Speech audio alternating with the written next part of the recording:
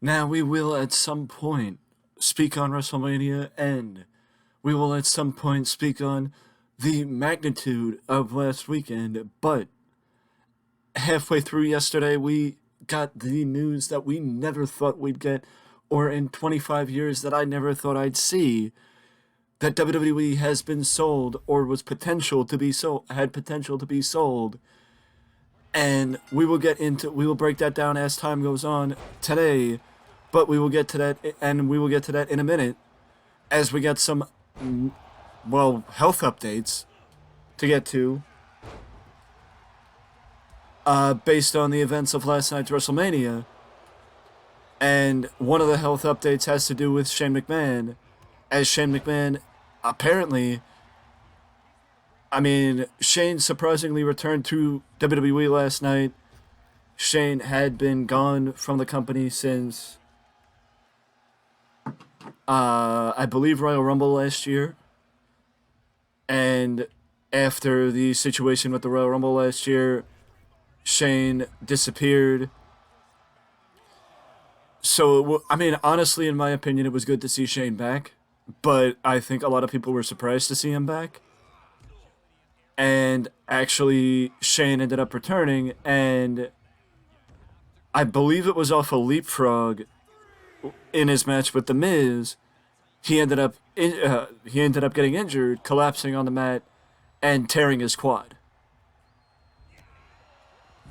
It isn't necessarily an injury you see quite often in wrestling, but when you do, it's a nasty looking injury, and you can only imagine how much pain Shayna was in. I wish nothing but the best to Shane McMahon in his recovery, and I do hope that we see him more often.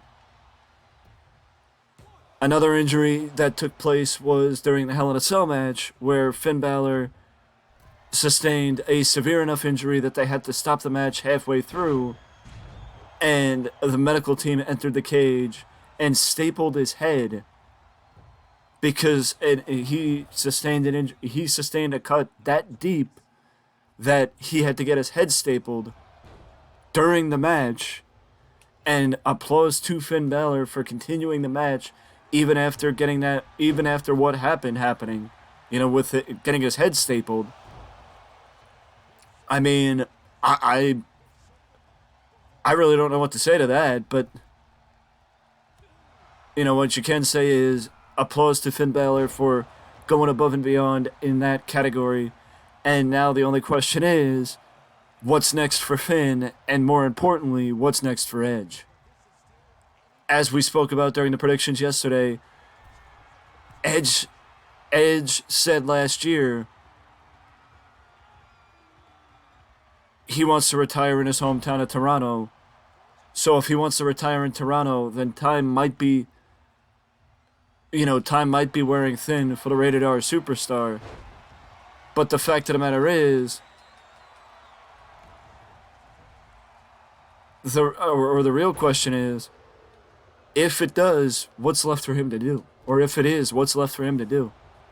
He's fought Roman Reigns. He's fought Randy Orton. He's fought this guy and that guy and this guy and that guy. What's left for him to do? I guess we'll find out. But again, I just want to say to Finn Balor and Shane McMahon, I wish you both nothing but the best, as far as I hope that you are doing better today and that your injuries are not inhibiting you from, living your daily lives. Because honestly, I still say Dante Martin takes the cake as far as the worst looking injury during the weekend. But a torn quad is a torn quad, no matter how you twist it, and getting staples in your head, again, nasty injury, no matter how you twist it. But now we move over to post-WrestleMania, as tonight is the night after WrestleMania. It is the Raw after WrestleMania, and the one night where you can pretty much expect the unexpected, but if you thought the craziness ends at WrestleMania, then you have never seen a Raw after Mania. And not even just Raw after Mania, but SmackDown after Mania. Because the WWE draft is now around the corner, and the one thing that I don't think anybody expected to happen happened. And if you don't know what I'm talking about, well, that means you haven't seen the WrestleMania results, or you did not watch WrestleMania. But I will be subtle with it today and release it all tomorrow. But we also got to break down something else, and that is, first off, I just want to say I'm probably going to save the sale discussion for the next video, because we're going to do 2 videos, so I'm going to try and split it up in between. But in an update outside of just WrestleMania, it is, just injuries. We also have conversations of potential departures, and the fact that according to reports, 3 WWE superstars are considering leaving. One of them we spoke about in a previous news video, that being Drew McIntyre. Drew McIntyre's contract is up very soon, as Drew is in the last year of his contract. And according to those who were there at WrestleMania last night, Drew embraced Sheamus after their match at WrestleMania and made it seem like this could be his last WrestleMania. To be honest with you, that's what he made it seem like. After they tore down the house, and I gotta say, a lot of matches make you realize it was WrestleMania, but not many make you realize that they tore down the house and that they defied expectations. So if you're gonna watch any match, that triple threat match between Gunther, Sheamus, and Drew McIntyre is one match that you need to acknowledge. It's one match that you need to take a look at and give your utmost attention to, because I thought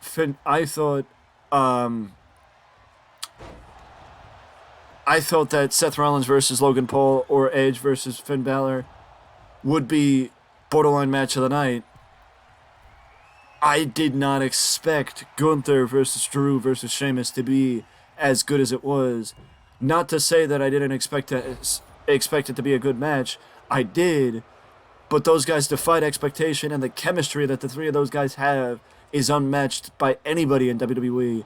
And in my opinion, if WWE chose to give Sheamus a title shot against Roman Reigns, I don't think anybody would be disappointed. But right now, I think the expectation should be that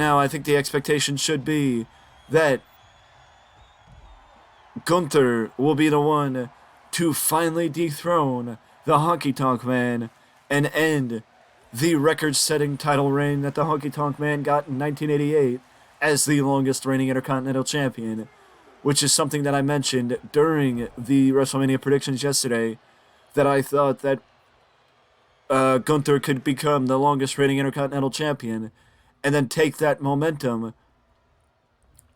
to become a potential contender for the WWE Championship. But that's just my opinion.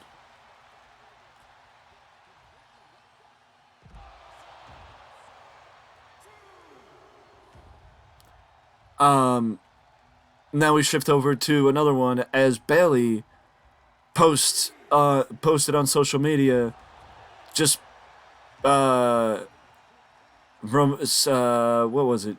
The best romantic love stories. Something about romantic love stories, and then just saying bye. Some waver to the idea of Bayley pointing out the fact that it's the end of the Damage Control. That it would be the end of Damage Control, but others are pointing out the fact that it could be the end of Bayley and WWE.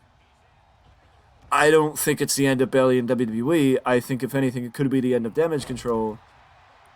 I would just be disappointed by that, because I do think that there's more potential on the table for Damage Control to do more, and that when WWE does finally hit the reset button on the women's division on Raw and move away from Bianca Belair as Raw Women's Champion,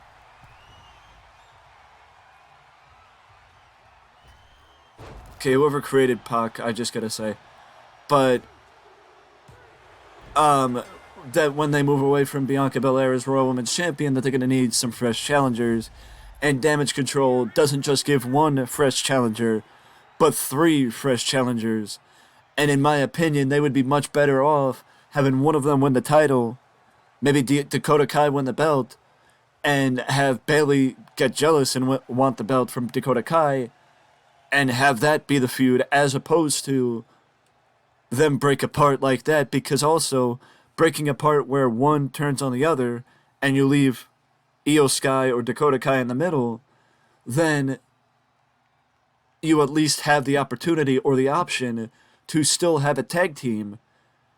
Even with the disbandment of a trio, you could still have a tag team, which is something that the WWE Tag Team Division, the Women's Tag Team Division specifically, needs 100 times over.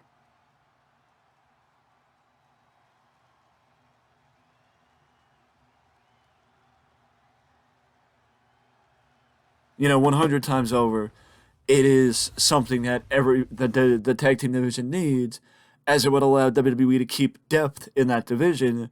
But the one thing, and speaking of that, the one thing that I would like to see from WWE is more of a focus on the tag team division, and maybe changing the perception of the tag team titles. We will break this down a little bit more in the next video, but Asuka also teased a potential departure from the company and going back to Japan, but also maybe she didn't. Like I said, I'll break that down in the next video. With that being said, though, I will see you in the next one.